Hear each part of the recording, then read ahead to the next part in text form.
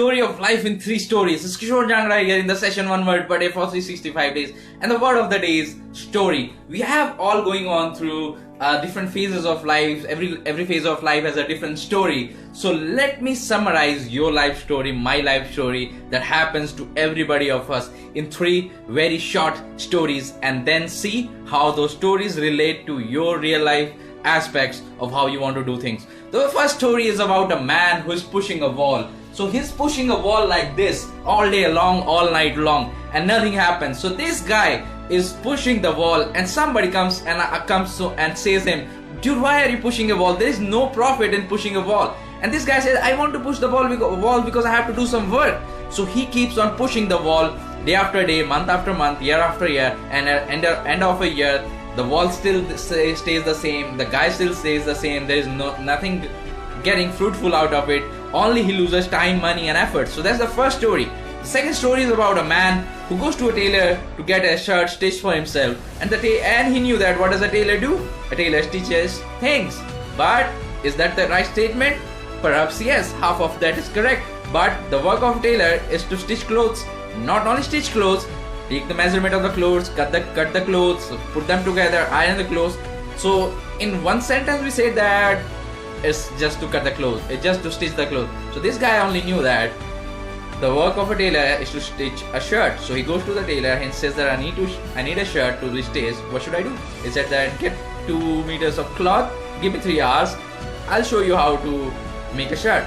So this guy sits there and the tailor gets the measurements, and as he puts the scissor on the cloth, this guy comes up and slaps the tailor.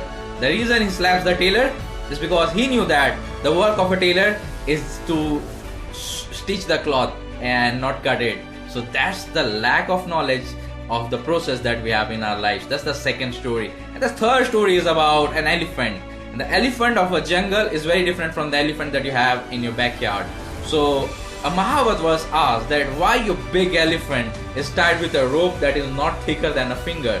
It's not that he cannot break the rope, but why is the elephant not breaking this rope?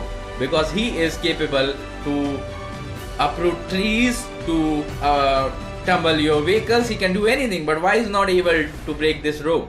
So the Mahabharat said, when the elephant is born, when he is a child, I used to put this same rope on a 1-month elephant cub. So he tries to break away, but he's too weak to break the rope, and he tries for 1, 2, 3, 4, 5, 6 months, until 6th month he tries, 6, 7 months he tries, and till the age of 7 months he's still so weak that he could not break the rope.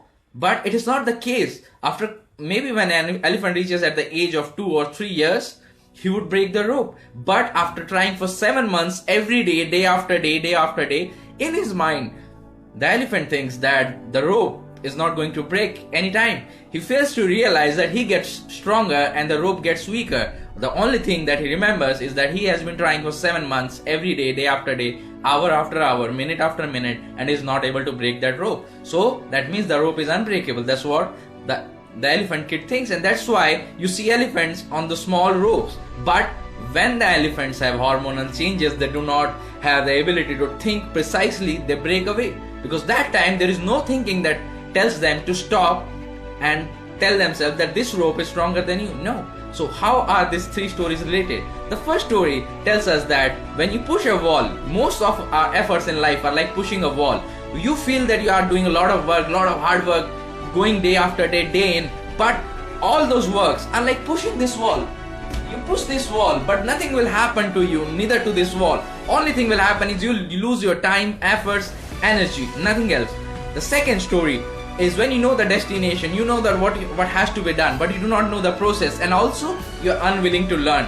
Your half information or misinformation is what brings you a lot of trouble. So you do not be the person who slaps the tailor because he cuts your cloth instead of stitching it. That's stupid. Do not do that. So most of our tasks also fall in the second category, where we have goals, dreams, aspirations, but we do not know how to achieve it, and neither do we want to learn the process. Now the third story, where we all are stuck after a few years of trying, and that is the elephant with the tight rope.